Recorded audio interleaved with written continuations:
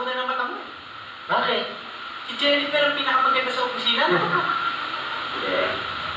Si Janet. Si Jennifer. Si Janet. Si Jennifer nga eh. Si Janet nga eh.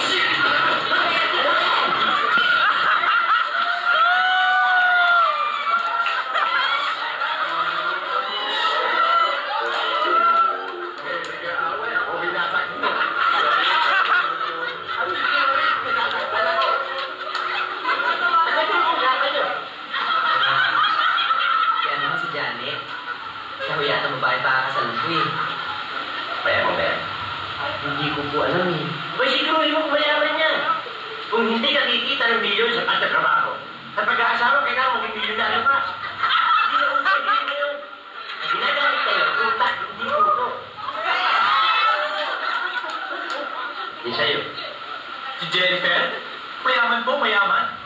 Mayaman. Kaya lang may problema, Chong. Ano problema? Yung tiyahin kasi, mahigpit. Baka pwede niyo naman kaming tulungan. Chong, Ano maitutulong sa'yo? baka pwede bigawan yung tiyahin. Na habang binubola niya yung tiyahin, makakapag-usap naman kami na aming mga mahal.